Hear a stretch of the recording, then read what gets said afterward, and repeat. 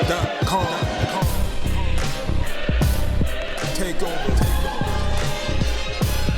Last mission. Final boss mode. So yeah, now that we got those fights out of the way, now it's time for the main event. We talk about Wilder Ortiz 2. King P just been in the cut. Like he probably got some bars to let off for the Wilder fight. But yeah, and we'll definitely get to the fight. But yeah, I definitely want to touch upon the undercard. The undercard was interesting, at least for the first two fights. The first fight was Ramirez versus Barthelemy. Now, Barthelemy is, Ledwan Barthelemy is infamous Barthelemy from the infamous Barthelemy brothers.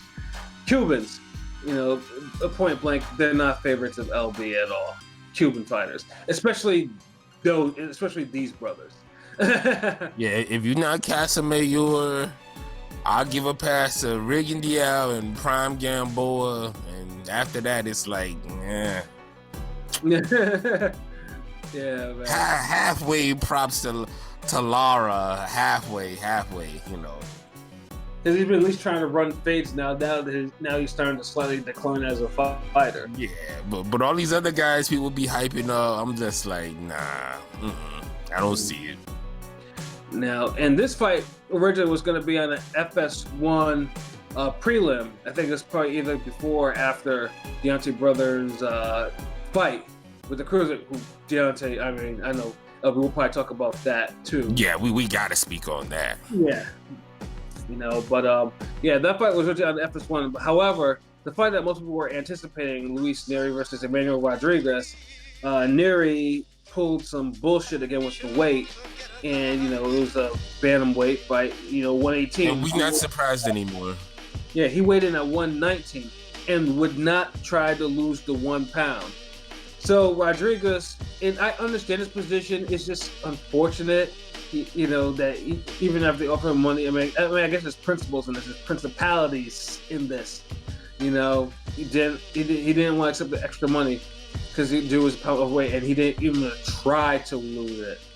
So he was like, "Nah, fuck this." So that I give him props. I give him props for sticking to his gun. Yeah, no, I do too, but it just sucked too because that was a fight. Everybody stuck to their guns. Yeah. I ain't gonna take the fight. I ain't gonna lose the weight. Fuck this. Yeah, and I'm thinking to myself, Rodriguez is probably still shell-shocked from the monster beating he took. So he was probably thinking to myself, nah, like, if this motherfucker is out here not blowing and he rehydrates, this nigga might wash me in this fight, you know what I mean? And Neri could crack too, and you just fought a puncher, like... Yeah, exactly. Yeah. I don't even know why he took this fight anyway, like... Well, you thought we all thought he was gonna lose weight or whatever, but Neri was gonna, come in professional, but that wasn't happening. So no, I'm talking about like Rodriguez people. Like if management, like probably because of the spot, because after muscle, he's probably gonna be a pay-per-view payday. Like that's part of the reason why. Oh, so they thinking like they're not thinking about like the career, because. I'm just saying, I'm not gonna have a guy fight Tommy Morrison, then I'm gonna put him in there with George Foreman, and then then what? Yeah. Riddick Bowe got a card on in Atlantic City later this year. How about the fuck? Like y'all trying to kill these dudes? You put him in there with Monster, Now you put him in there with damn Neri, like that's all I'm saying, but. Maybe this is happened for the best because, I'm just saying I don't think that was the best move, but, the fighters believe in themselves that, we're not the fighters, so. Yeah, that is incredibly true. So that's what we have, Ramirez versus Barthelemy. And now this was also, Ramirez Barthelemy was also a rematch.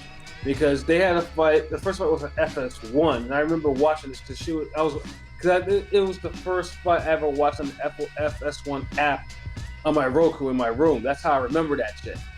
And I remember myself like, damn, Ramirez is beating this dude's ass. Like, I mean, I was just like, Bartholomew made it look like he didn't know what to do, and then he got saved with a draw in that fight. Nope.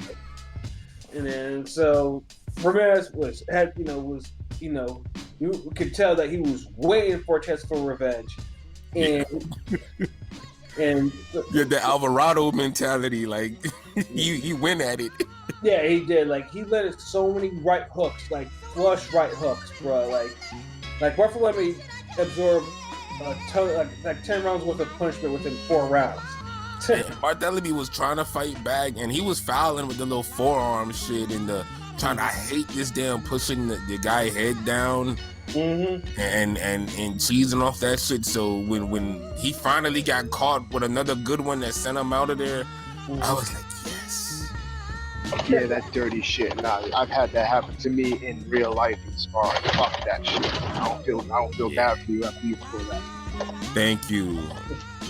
And what's even more entertaining part was you can see the rest of the Bartholomew clan, like they was just like freaking out. Dude, Rancis was like, I thought he was just gonna just start spazzing out and punching people. Like, yeah, like dude, he lost it. Yeah, and like and then one of the chicks or whatever that are with them, she lost it too. Yeah, I'm thinking to myself like, damn, like. Did they lose money, or was this some sort of ultimatum? Like, motherfucker, if you lose this fight, that shit is a wrap. They had a family member that was kidnapped, and they wouldn't let him go if this nigga lost. I mean, it was high stakes or some shit. Cause man, I ain't see people like they was more angry. Damn, he was angry like Tyson at the damn Zab Costa-Zoo fight when all the shit went down. Like, damn, it's like this guy was Rancis was angrier. Like, yeah, he was. Yeah, it was. He was more all surprised. Yeah, and when you had Ludwan, like he was over there crying through the point. I was like, shit, no one told you it was all them right hooks. Like, it's damn, Yeah. And all this fighting flashy with the hand down and try to spam right hook. Like I just want to say, man, you know what? The School of Cuban Boxing will be closed until further notice. That's it. And anytime someone brings that shit up, I'm gonna just troll you with the School of Florida Boxing or School of Michigan Boxing. Yep. Cause I'm tired of hearing that shit. Yeah. Like, y'all can't have a school of boxing and motherfuckers lose every meaningful fucking fight they're in, man. Jeez. Facts. Enough of this shit. And don't give me this fucking amateur talk, cause that's the fucking amateurs. Yeah. Damn, that's like having beauty pageants and y'all only damn judging damn college people or high school people when there's like people outside of that, like. You know what I'm saying? Like that's like just saying, okay, he's the best JV basketball player of all time. Like, what the fuck? Like, no, we're talking about the highest level, which is the pros. Right. And y'all can tell me with all the, man, but they gotta escape and they gotta leave Cuba and do all this. When. I know that. But y'all still had so many people do that shit. And the representation just ain't the same, man. Like, no, it just come on. Like, look how much the generation gap, the talent gap, them fell between Casamayor to Rigondeaux and to these cats now. Yeah, it's very significant. That's for damn sure. Like, come on, like next. Before I get into the second undercard fight, we definitely want to touch upon Marcellus Wilder, who is the younger brother of Deontay Wilder. He fought on the FS1 prelim against Dustin Long. The fight itself was not the most exciting fight. I mean, but Marcellus was winning the fight, and until he got caught with a punch that you don't really see people boxing get caught with, a rear hook. And it was wide and slow as shit, sliding down a fucking wall. Yeah, I mean, a rear hook obviously is a hook thrown off your back foot, you know, and typically it's more common in UFC and MMA than it is in boxing. Yeah, I mean, dude was I think a kickboxer, a UFC fighter or some shit. Yeah. You know, I mean, you supposed to see that wide ass shit. Like you could have ducked that. You could have fucking put your hand up to block. He put his hand in front of his face. It's like, yeah. Honestly, I don't know what's good with Marcellus Wilder, bro. Yeah, because I mean, when he did that, but he kept his head in the line of fire. Like, you know, you're supposed to move your head. Yeah, and the punch wasn't even some big ass hard punch like that. Like it was just a solid, like a regular, like an average punch. Like I didn't really get velocity and just destruction from this punch that he got knocked the fuck out with. Like I think he turned. The thing is, he did turn over that punch, and it was right on the knuckles that he landed. Yeah, I mean, it was a clean, good shot. Don't get me wrong, but for the reaction dude had, and for the slowness of the punch, yeah, I can't say it was no, you know, that wasn't the biggest fucking punch you could get knocked out by. Like we've seen way, you know, this ain't the damn right hand Acelino Freitas cracked Jorge Barrios at the end of the bell. Like, right. I mean, like this was just a good little decent shot. This ain't Adonis Stevenson hitting Chad Dawson in the first round. Yeah, it was just a nigga that just sidestepped and threw the hook from his back foot, and bam, it was over. Yeah, like, in all honesty, like even if you get dropped, if your chin is decent, you're supposed to be a little more durable than that, man. The funny thing is too, Jay Nady waited for that shit for accounting, and then he was probably right because you saw the nigga was actually struggling to get to his feet, like he was out of there with that punch. You know, he was gone. It just makes me question, like, this like the second time he got stopped, right? Yeah, because the first time it was untelevised, and he got stopped by like a 6'13" journeyman cat. Yeah, and it's like they was damn like hiding that shit on YouTube, like. Yeah, I mean, the only thing you do is just find a picture of that. Well, yeah, like if you see the clip of that shit's rarer than a damn Pokemon or some shit. Like they was hiding that shit like that LeBron tape where I think that kid dunked on him or some shit. Like, yeah, he's like, no, like put that up. Yeah, no, but you know, PBC though, they did him dirty. Like they put that shit on a tweet, and you know, and we shared it too. I mean, this is the thing. It's like, I get dude probably wants to follow in his brother's footsteps, but man, you're not the same fighter, not the same talent. You got to develop yourself differently. I don't know what y'all got going on in the training, but if you running along with Deontay and this is what's happening to you, you got to start thinking about yourself. If you trying to really take this boxing shit serious, you need to just get another camp. Right, because I mean, less than 10 learn. Yeah, because less than 10 fights, you can't be getting bodied by journeymen like this. Like, lose a decision, fine. You just gotta box. You know, you gotta learn how to box. But getting dropped by these cats, and body like knocked out, like, and you're not even getting knocked out by like the money punch. Like, this was one of those shots. If you sparred enough, you box. Like, you supposed to take this fight. You're not supposed to get hit with this fucking slow ass punch. First of all. Hell no. But in the damn rare event, you know, in the rarest of rare events that you get hit with this bullshit, you supposed to fucking take that shot. Whether you got dropped or not, it wasn't supposed to be the fucking punch to just take you out. That's all I'm saying. Yeah, facts. Like, that shit is pathetic, man. Like, bro, like, Like I don't know what y'all got Deontay doing his own thing, like, but dude, you have to walk your path. Like, I don't know if you're able to even, like, is Mark Breland still in their camp? Yeah, he's still in Deontay's camp. Then what the fuck is going on?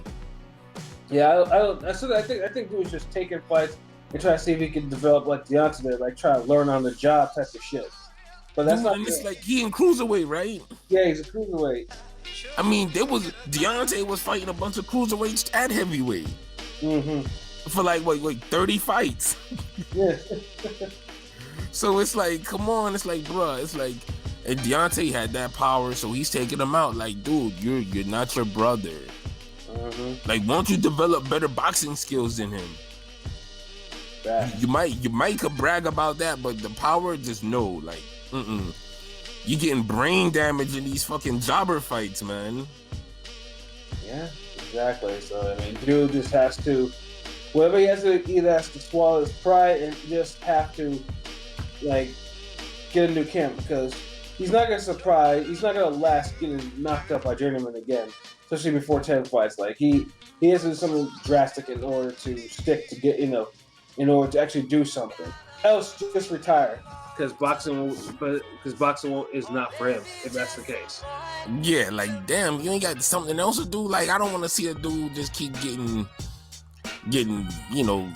beat up like this and embarrassing shit. Unless you gonna try to go about it a better way. Like, and the funny thing too is, like, when Dustin Long hit that shit, like, nigga looked like he was sea walking in the fucking ring after that shit. Yeah, he did the little sea walk and was like, okay, like you got career mode cats like doing damn Teofimo Lopez doing the theatrics and shit after K knocking you out. Like I don't even know how Deontay Wilder feel, because you just had like probably the best punch of your career or some shit, and your brother just took the worst punch of his, right?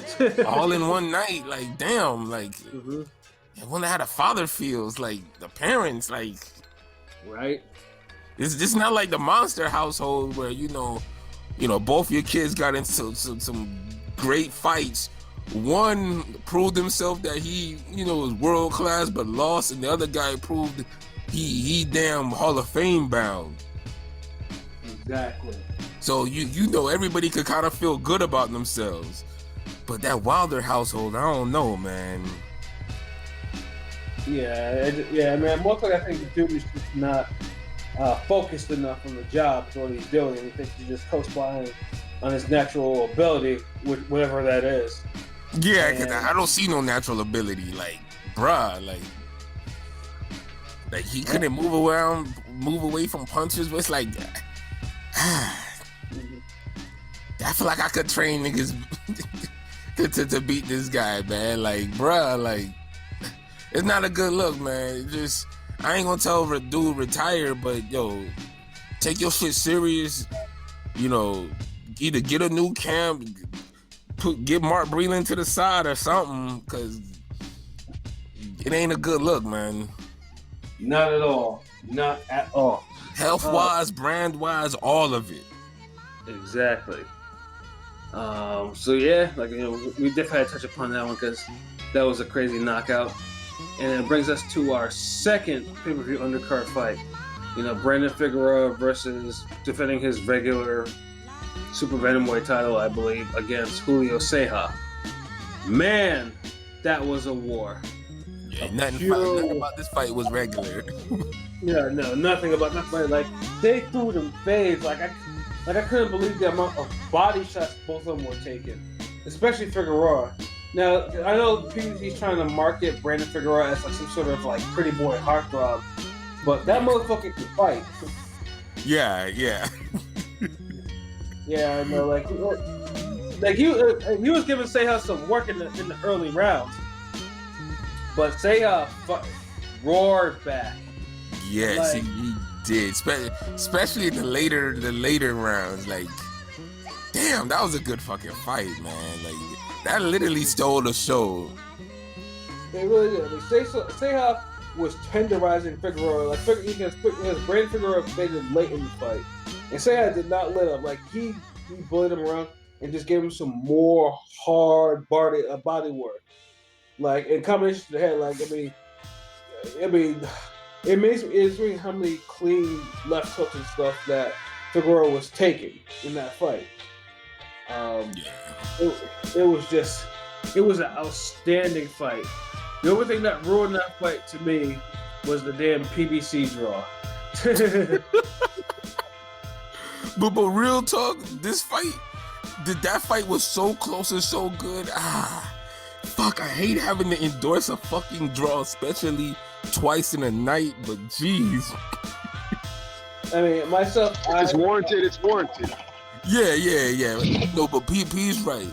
If a draw is warranted, it's fucking warranted. And I felt like this fight really, really, truly felt like a draw, though. Like, yeah, I mean, I personally, I had to say how winning 115, 113. I can see that too. That's like the little second score. Like, I can see that. Right. So it was just, I mean, I thought, I mean, although I'm not a fan of Seha blowing weight like he did, you know, he definitely, and you know, so he couldn't win the title. You know, he definitely won that fight and deserved it. You know, Seha deserved the victory. So, yeah, but it wasn't no robbery or nothing. I ain't gonna just, you know, unless Pat, you felt like it was a robbery. I mean, I don't think it's right, but I also thought Seha won that fight straight up. I and felt down. like he got the better of it. Like he looked better, but he was taking some work in the beginning half. So, like, I can see the draw. I can see 115, 113. Like, I didn't say I had it a draw too. So I don't feel like Figueroa won that shit like amazingly. Like the way those commentators right there, like Smith won. Mm-hmm. Yeah, it was just it was unfortunate. I mean, like I said, to me, it just took some of the, you know, it just took me slightly out of the fight after watching that type of performance, and then someone and then the right fighter that then just does not get rewarded for it. Yeah, you could have got a Figueroa win, bro. Like mm-hmm. that would have been worse, right? Straight up and down, yeah. Exactly. So I feel like that's why I'm not really bitching at this one, because it, you know, like P said, if it's a draw, it's a draw, and I like to see a rematch. Fuck it. Yeah, so do I. I would love to see a rematch on this. It was just, yeah, like I said, it was everything that you could want in a fight. And it sucked because the audience in the crowd was just shitty. You know, like, niggas were actually throwing serious face at you, but all you can do is just sit there quietly. You know, come on. Like, niggas are going to war in there. But like, you know that because we don't make a big enough deal about the undercard fights, and not us, but the promoters. Right. You have to make if you have a stat card, and this was a pretty stat card, you know, for PBC standards, or I guess 2019 standards, but you have to make, when you have good fan friendly fights, matchups like this, you got a pretty boy versus the rugged guy, both fight. Dude, y'all gotta really blow this shit up and make it a big fucking event and talk about this shit. Like, y'all want people to come into the fight early from the beginning and watch all the fights. Then when y'all get a fight of the year there, you know, no one don't give a damn because they think it's like two nobodies. Yeah, and that of course could be for another topic or another podcast. In terms, like, you know, we always say, you know, the lighter weight fights matter. All fights matter. Yeah. So yeah, no, major props though for Figueroa for taking the beating that he did.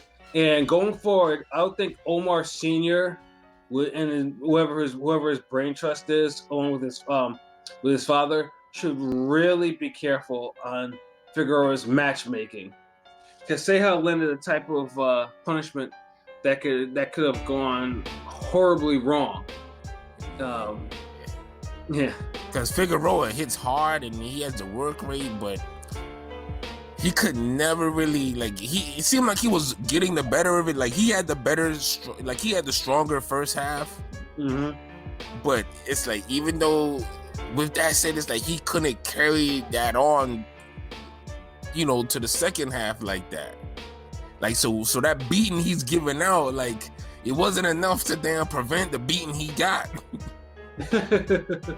It's not like when Stevenson was throwing all those bombs in the first Fonfora fight, dropped them twice, threw all those punches, hurting them.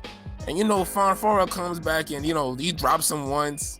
He makes it a little competitive, but he clearly lost that shit. Mm-hmm. He was still beaten up where he couldn't put too much effort in the comeback late in the fight. He got that knockdown, but that's it. But with Figueroa, like he put hands on dude, and say I still was able to fucking put hands on him back and control the later rounds. So he got to box more, man. Like, yeah. All that fucking brawling, bro. You too young. Like, you want to be on some pretty shit, but then you fighting on some caveman slugging. So, well, I mean, he's just trying to he's trying to gain his fans, trying to make sure, give him a reason why we need to watch him again. Oh no, don't get me wrong. It's like, I love a good fight too, but I don't want to see no young fighter, take too much punishment early in his career, man. Yeah. So I look at it both ways. You could put out a good all-star fight of the year effort and be, defensively responsible too. Right, because in recent times we had fights like the infamous Glenn Tapia and James Cookman fight, which Tapia went from a prospect to literally to a finished guy overnight. Yeah. And not everybody could damn bounce back from these beatings or these hard fights like that, and especially early. So, right, we'll see. Yeah, we definitely see. But yeah, the kudos though. It was easily the fight of the night and the fight of the year candidate for sure. And then we had the final undercard fight. Keep it underground. Yeah, LFC versus Flores. Let's just say the less said about this fight, the better. But this was the fight because I watched. Man, fuck this shit. Another meaningless Leo Santa Cruz fight. Another time we get to say, oh, he's such a nice kid. He's so respectful. And yes, he throws a lot of punches and he gets into the most boring, meaningless, anticlimactic. It's funny. It's funny because I'm sorry. I when I got home, I caught this live because I was out with my girl. Came back. I'm like, I put it on, and she's like, don't know much about boxing. She knows a little bit because she watched it with me. But she's like, she sees Leo Santa Cruz, and she's like, hey, is that Mario Barrios? I'm like, no, it's not. But at this point, I'd rather it be because I'd rather watch a Mario Barrios fight than this shit. Facts. Oh man, yeah. Y'all could have had Mario Barrios come up there, spar, do the mitts. Anything would have been better than them Leo Santa Cruz fighting this guy. Yeah, no, this, he fights at one speed, throws the same type of punches, the same strategy, fights everybody the same. Yeah, LSD. Like I said before, you heard me talk about LSD before. Now, I was actually a fan of LSD back in his bantamweight days. Yeah, when he was coming up, yeah. Yeah, dude had so much potential. But this is pre-PBC. But once pre-PBC started coming about, which was around 2014, all of a sudden you saw LSD take fights he really shouldn't have been taking. And you might have heard me mention the spar partner thing where he got paid $750,000 for that fight like that. And he regressed. And because the type of fights that he was taking, he regressed badly as a fighter. And it caught up to him once with the Carl Frampton fight, and he barely won the rematch too. But then after that, it's just, I mean, other than Abner Mars, like his fights have been very nondescript. To put it in, to put it in a different way, LC should be a lot bigger than what he is now. But either I guess he got too comfortable with the money he was making or whatever. But all of it, man. Yeah. It gotta be, man. A nice kid who just, I don't even think he loves boxing like that. I think he just, it's something good to do. It helps his family out. Right.